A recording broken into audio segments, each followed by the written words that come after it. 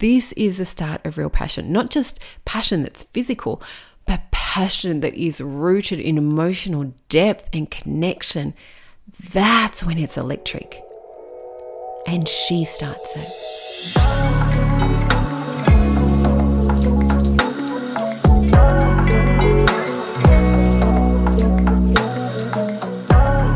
Hi everyone, welcome to the Lead from Love podcast. I am Yalini. I am your host and love coach.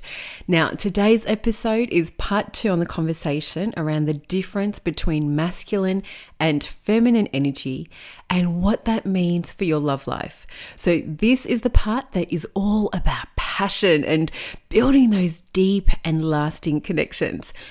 But before we get to that, a quick recap on last episode where I focused on the essence of what makes a masculine man. So I looked at leadership, protecting, providing, and how even though that's what most women say they want, it's actually what they end up rejecting. And I talked about why.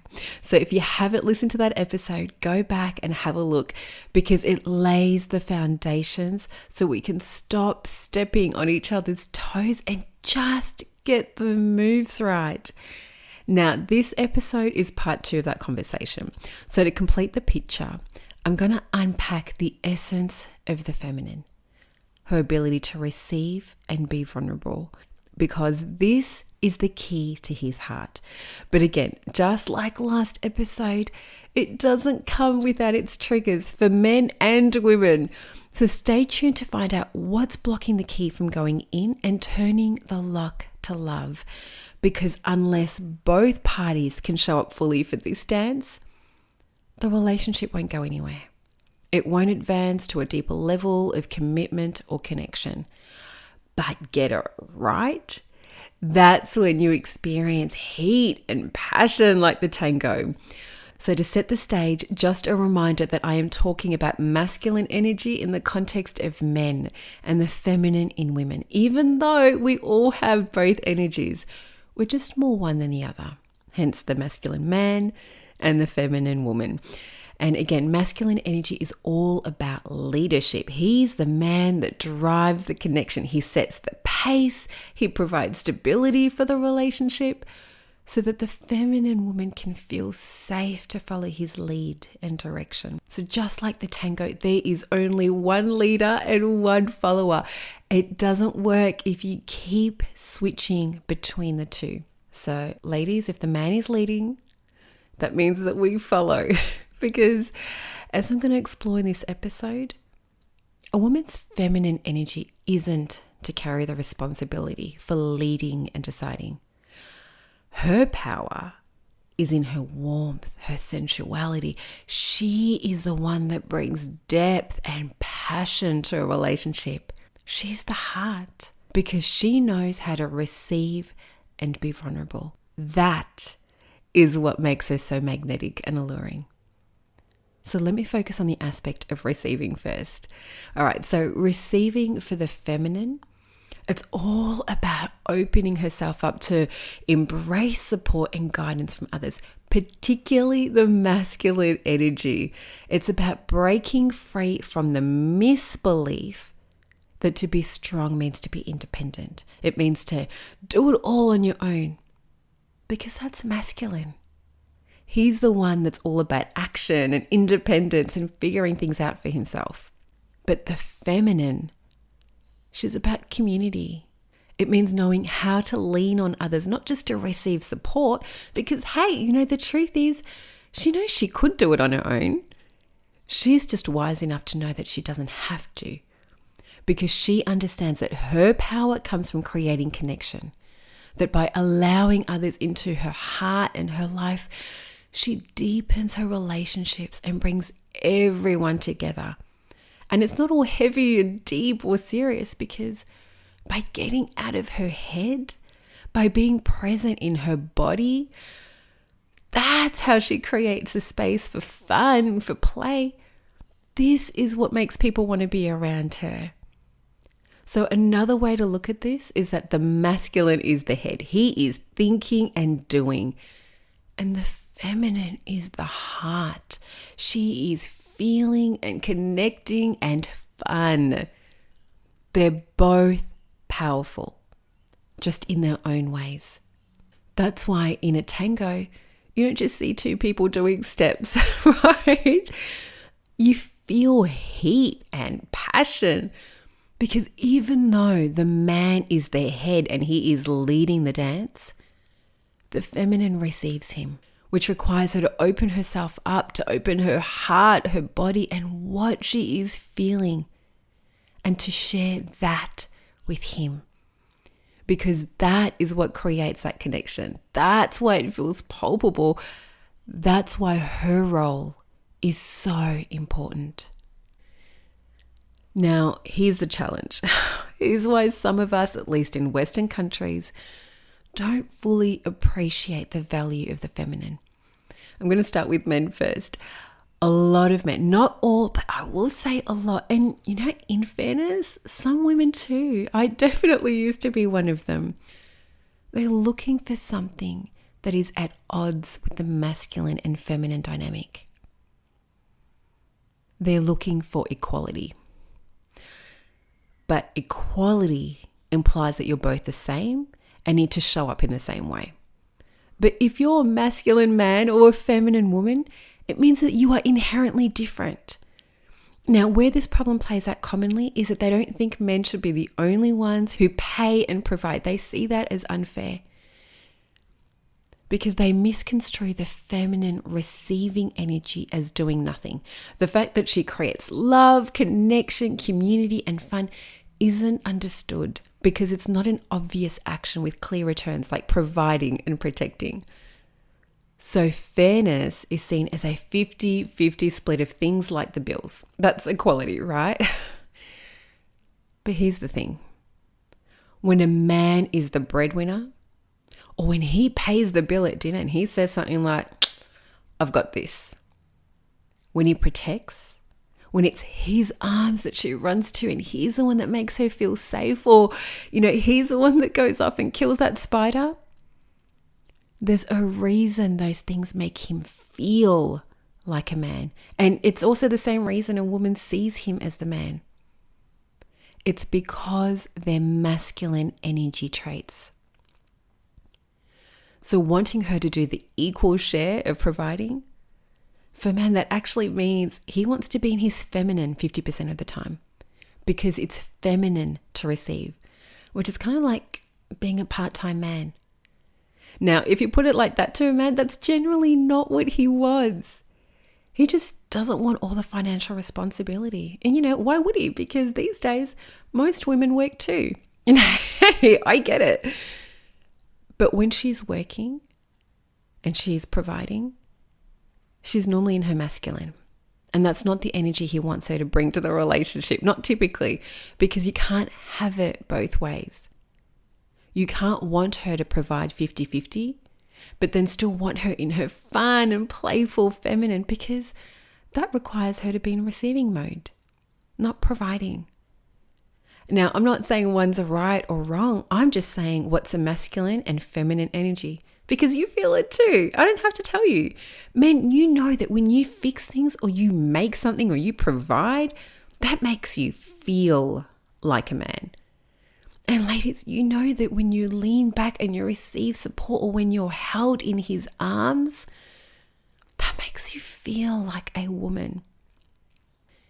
And for me personally, I'm considered tall. I'm 5'8". And then I pretend I'm even taller with my 4-inch heels. So I love it when I'm with a man that's taller than me, makes me feel small. Not in a way that diminishes me or takes away from me, but because it makes me feel like a woman that is with a big and strong man. Because right there is a balance in our energies. And it goes both ways. A lot of men prefer to be with a woman who's shorter because when she's taller, they feel emasculated on some level. And it's not actually about the height. It's the energy. So when she's taller, it affects his ability to feel like he can protect her. So his masculine energy is diminished. And most men don't want that. Now, it's obviously not absolute. This is a generalization, but you get the idea. Now, I'm not saying things can never be switched and men can never receive, because we have both energies inside us. But to be a truly masculine man or a truly feminine woman, it means embodying and having the discipline to be in that dominant energy 80% of the time. And then you flow in and out of the other one 20% of the time. So ultimately, to achieve a balance that feels good for both of you, what you're looking for isn't equality. It's equity. It's understanding that you each bring something unique to the table and you work to each person's strength. Now, for women, the challenge isn't so much about equality versus equity. It's actually about receiving from a man in the first place.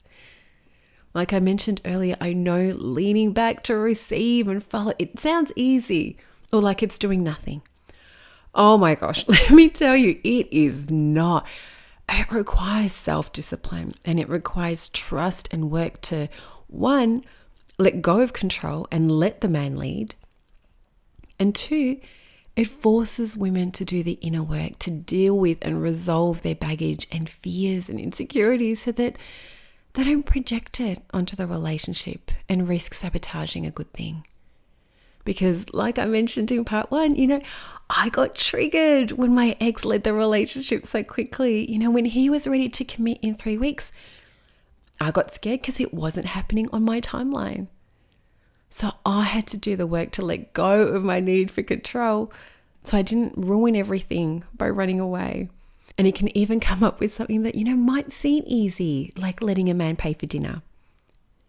Because here's where she can get triggered. A lot of women have been hurt or let down by men or people in the past. And if that's you, it means you likely learned the hard way to take care of yourself, to be self-sufficient, to be independent, to not need anyone. So when it comes to trusting a man, for a woman like that, her back is up, her walls are high. That's why letting a man do something, anything for her can feel hard and can feel uncomfortable. Because one, she'll either worry that he has an ulterior motive and she'll try to protect herself. Or two, she runs the risk of feeling indebted to him. And she's worked hard not to feel indebted to anyone. So letting him pay by being in the feminine and able to receive, it requires a woman to get over her own hang-ups, to not project her fears and insecurities onto him, to actually be able to say thank you without a but next time, but you shouldn't have, just thank you. To be able to receive with grace and warmth and truly lean back. But when she's able to do this, it is so freeing. This is when she gives herself permission to get out of her controlling head where, things need to be her way. And she just gets to relax. That's where the space for connection is created. That's when she brings fun and warmth and heart.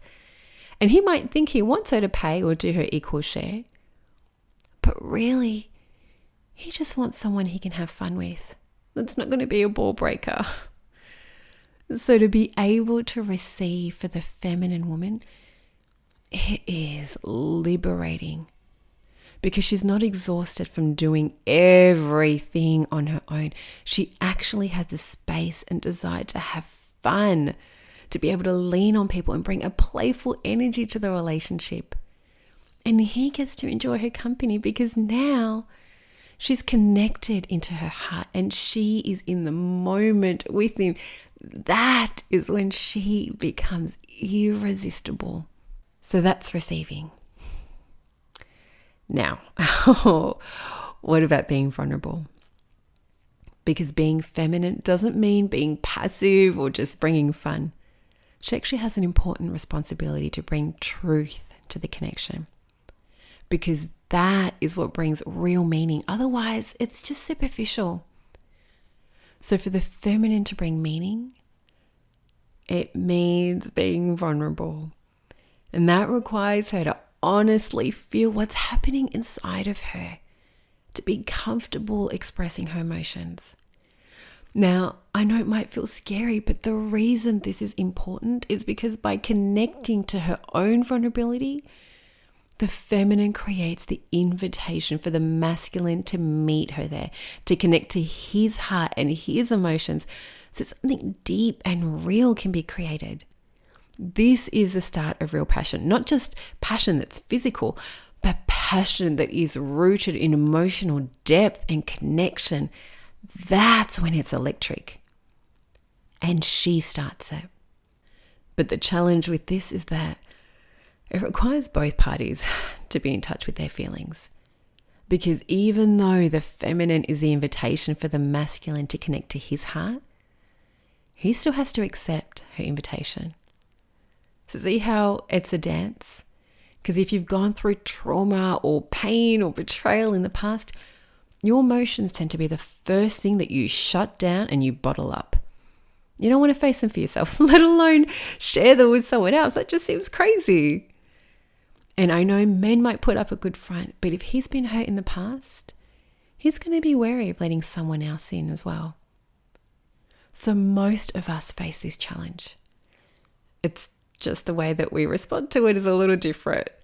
So for women, it tends to trigger a defense mechanism, which might sound familiar. It means that we tend to test men to see if we can trust them.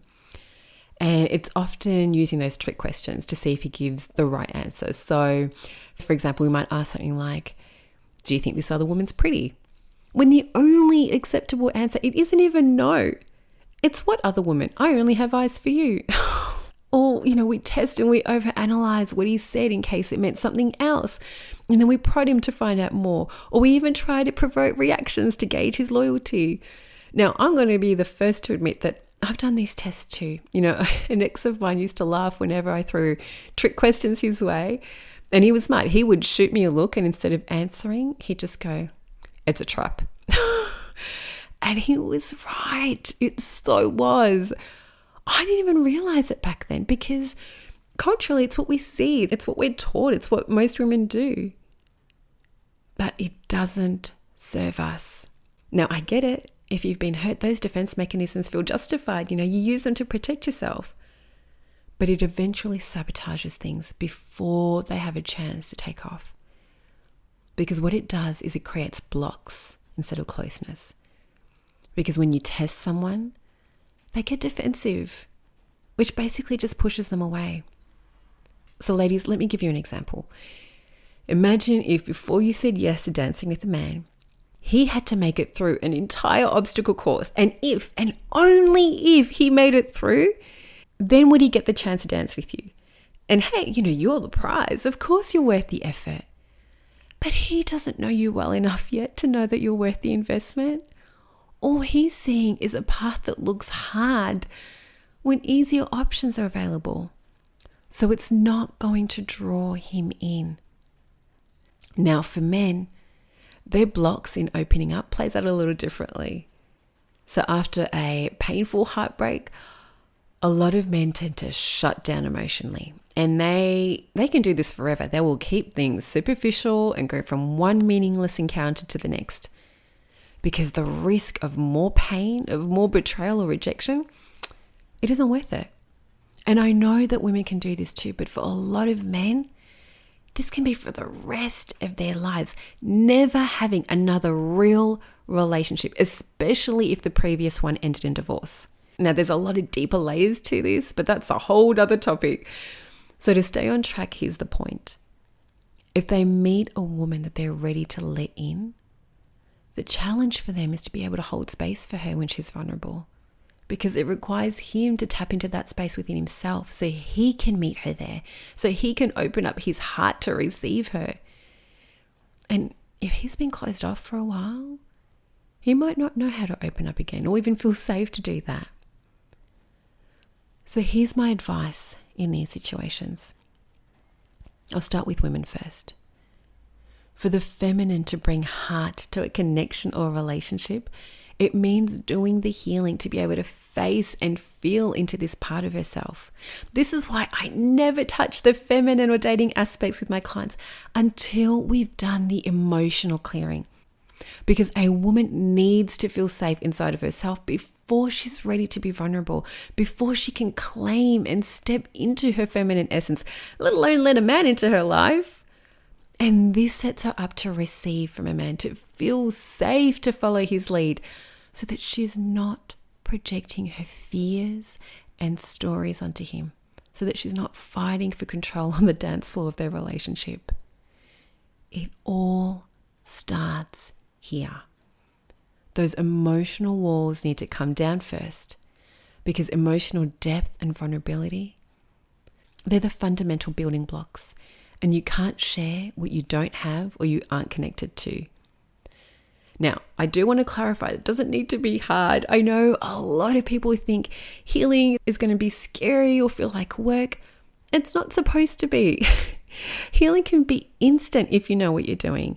The hardest part that I've observed with clients over the years is just being willing to let go of going through life just being fine, willing to let go of the past and the burdens that weigh down on you so you can finally set yourself free. Because when clients are willing, they loosen the grip on their pain. That's when I see the most amazing transformations happen. And they happen quickly too. I mean, my programs are only 12 weeks. No one sees me for years. So healing doesn't have to be overwhelming. It just requires courage for women to be willing to take that step and believe that they deserve it. That's when they can start stepping back into their heart in a real and authentic way. Because from there, they ignite that passion and truth and desire in their hearts, and they feel alive because they finally reconnected to their bodies. They're no longer living from their heads. They are in tune and aligned. Now, this step is important because it leads into what men need to be vulnerable. Because most men have been burned by women that said they were fine when they were really upset. And hey, I'm not preaching. I used to do that. I used to say I'm fine in a way that I thought obviously meant that I'm not. So when he didn't follow up or probe deeper, it made me mad because, how could he not know? So ladies, here's what I had to learn. If you're not fine, you need to say what you actually are. Don't make the poor man guess. It's not his responsibility to read between the lines. So drop the fine and give yourself permission to complete the sentence. Share whether you're feeling sad or hurt or angry or scared. It's okay to say what you really mean. Because men aren't mind readers. And to make it easy for you, here's what I'm going to let you in on. It's not our emotions that they're scared of. Because I know that sometimes we think that will think we're crazy or we're too much or it'll overwhelm them.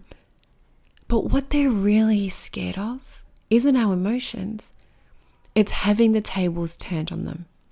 And that means getting close to a woman, developing deep feelings, thinking that everything is great.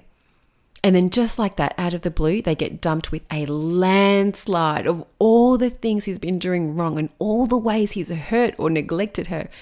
So he's just sitting there wondering where it all came from. It's like being a deer in the headlights wondering what just happened. And that is the fastest way to shut down trust, attraction, and intimacy. Because then he's going to question everything. He's going to wonder if all those times he thought you were happy were even real. And that is not what you want. This is why it's important to get comfortable in the uncomfortable shares and conversations. Because that's how he'll know that the woman standing in front of him is authentic, that he can trust her and that she is worth letting his walls down for. And I know that, being vulnerable can feel scary, but it is the necessary stepping stone to build deeper connections. And it's not just for him or the relationship, it's for her. Because when the feminine shares vulnerably in a real and loving way, that's when she's seen.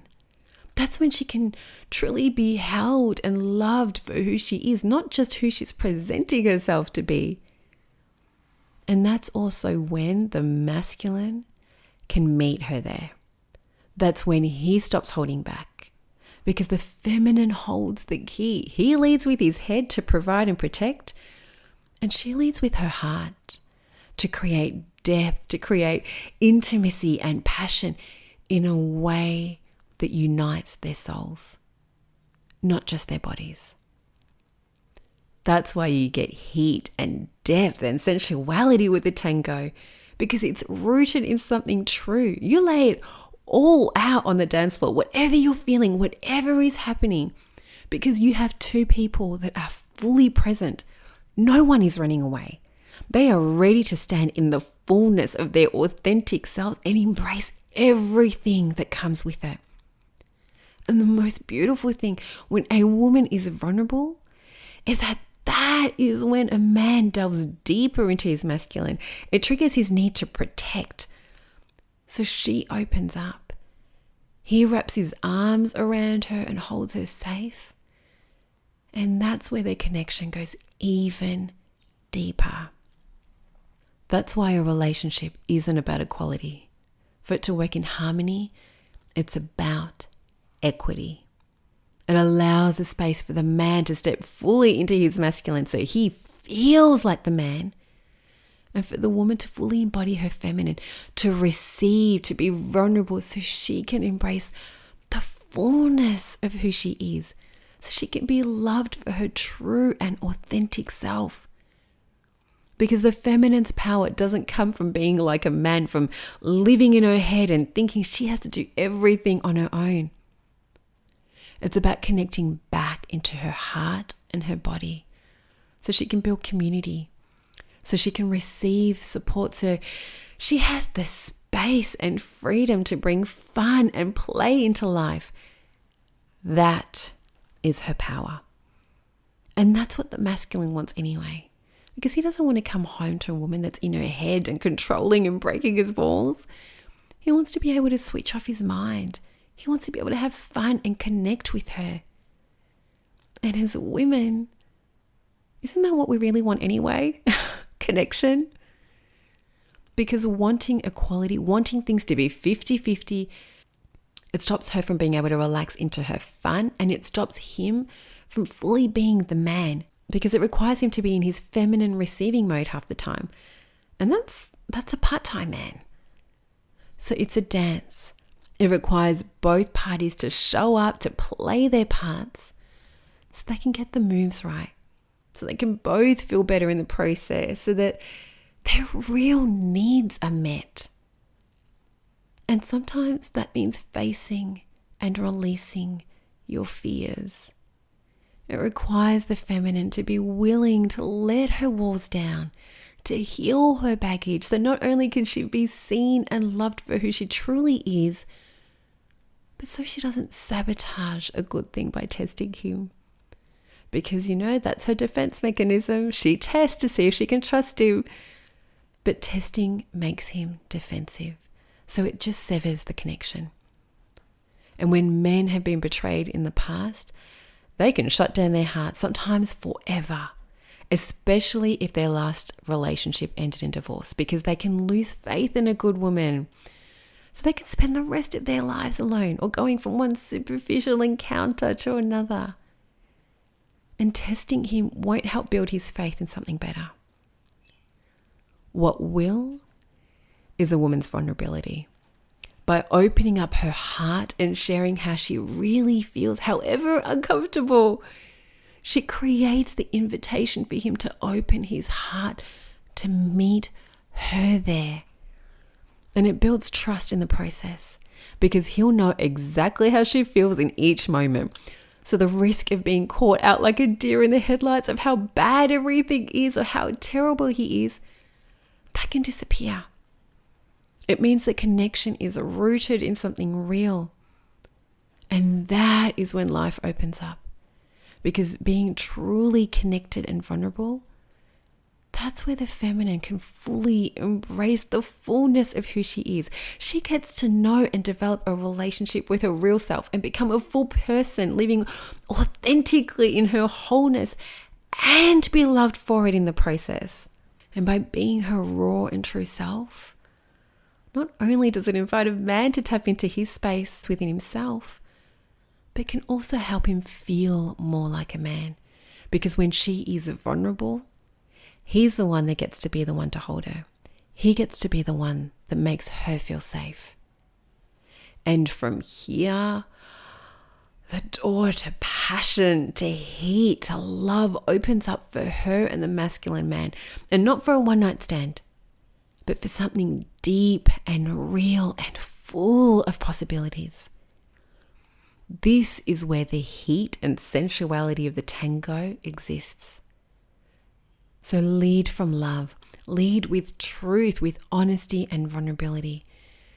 And watch what doors open up for you.